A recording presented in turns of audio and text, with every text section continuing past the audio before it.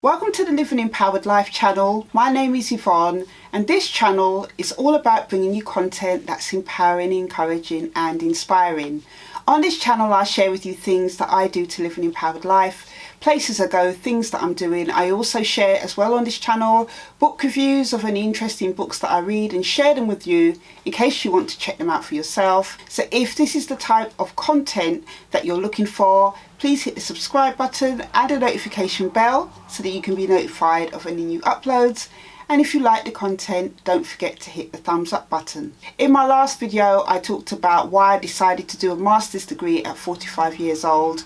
And I had some really good feedback and some really encouraging comments, both in the comment section and also, off camera from other people who really felt encouraged by what I had to share. So going forward, I thought I would share with you every now and then how my master's degree is going. The things I'm enjoying, the things I'm finding challenging or difficult, any kind of things that I think might be of interest to you, because I know that some of you out there are thinking of doing things that you've totally not done before, whether that's doing a master's degree or just doing something new or different, and you're thinking about it and you're not sure whether or not to do it. So I thought I would share my journey with you, and I hope that it encourages or inspires you to take on your own journey in the things that you want to do. At the beginning of the last video, I should have said, or in that last video, I should have said that even though I didn't have a degree, because I had work equivalent to a degree, that is why I got offered a place on the course.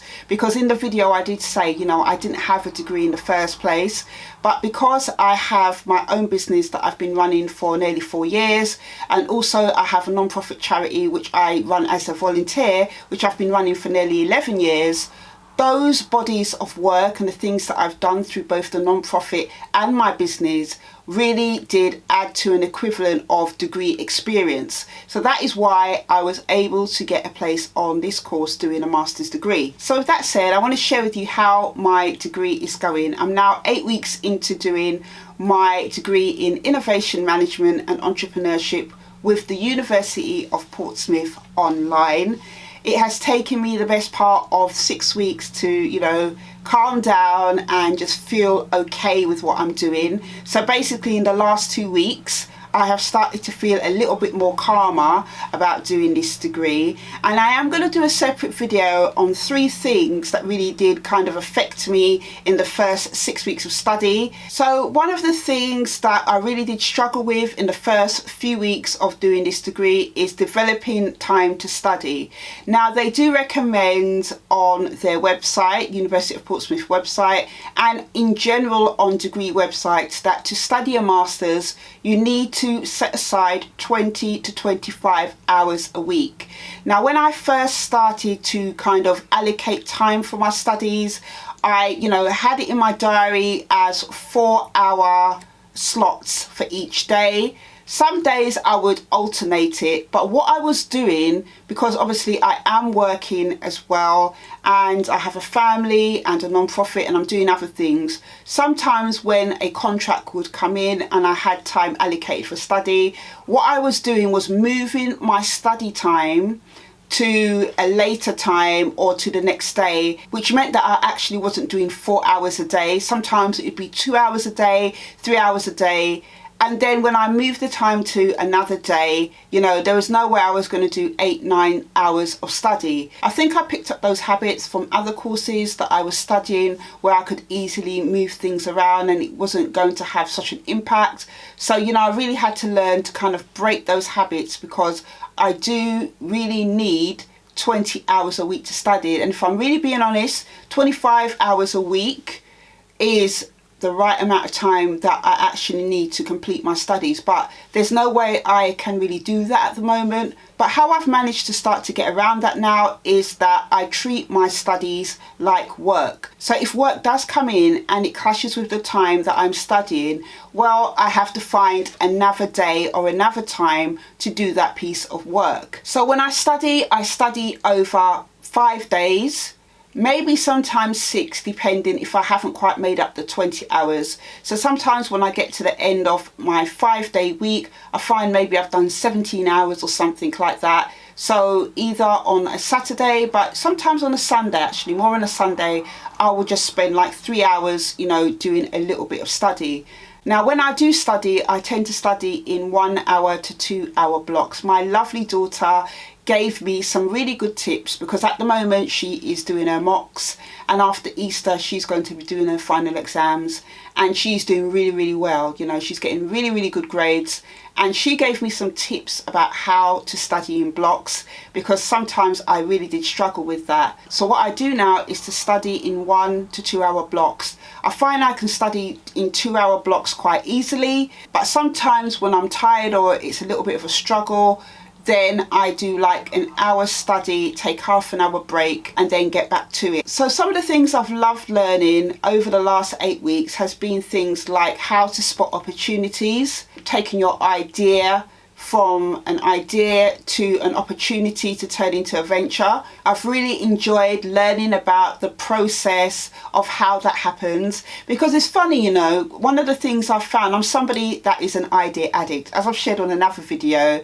about what I'm passionate about. That's the name of the video. I'll leave it at the top of this one. I am an idea addict. I always have ideas. I'm always trying to put things in place. I'm always trying to find new ways of doing things. Sometimes I get so excited about my ideas that I don't think about, actually, are these ideas going to benefit other people? I just think it's an excellent idea, and it's not like that all the time, but I just love ideas. So this piece of work that I've been doing about the proper way to act on ideas, matching it to market demand, spotting opportunities, and testing your ideas has been really insightful to me. It's kind of calmed down that kind of idea addict nature of mine, and helped me to start to think about the process of the idea in a bit more detail. Also, I've loved learning about founding team formations and what is the right number to have for a founding team. So 2 is better than 1, 3 is better than 2, but 4 is not better than 3. I am a solo founder. I'm a solopreneur. I think that's what they say, because I am the only director of my company. I don't have a co-founder. But when we looked at the exercise to do with Apple, which you all know, which was founded by Steve Jobs and Steve Wozniak, I think that's his name, looking at how their team dynamics started to help them to set up Apple, and the complementing skills, experiences, different things that they both had that helped them to form a really good foundation for the startup of their company has been really amazing. And as you know, if you followed my videos, at the moment I have been reading Steve Jobs' autobiography. I started reading this book probably at Christmas time. It's a really heavy book, and I've been reading other books as well. It's about 600 pages, but I had already started reading that book before I started my master's degree at the beginning of February. So I was already 2 months into reading the book. So I was really excited to find that they were covering Steve Jobs' journey with Apple on this degree. Now, some of the things that have really been difficult for me with this master's degree is the academic language. And I made a comment to my tutor about the wording, and I said to her that maybe the reason why they word things like that is to make people feel like they're getting a level 7 master's degree course, by having all these long words which are really difficult to understand. And I'm not dumb or anything, but when you're having to go back and forth to a dictionary or to Google to find out what this actual word means, I think that they can make the language a little bit plainer for people to understand. It won't in any way take away from the degree level, intensity of the course and how difficult it is. But I just think that, if somebody who is new to education or later in life coming into education takes a look at that material and see how it's worded in a way that is like a foreign language, you can't understand anything, but that is going to put them off, and automatically as well make them feel like, I can't do this course because look at the wording and how intelligent all these words are, when really they can, but it's just the way that it's worded. living the empowered life is about empowering yourself. So one of the things that I have been doing is utilizing all the different help and courses and different groups that are available through the University of Portsmouth. I've got help from the academic skills team. They help you to structure your work. So if you've got like essays and things like that, they are a good kind of first point place to contact so that you can get help. I had a 1-hour session with one of their coaches, which was quite helpful. Another thing I think I found really difficult was referencing and researching.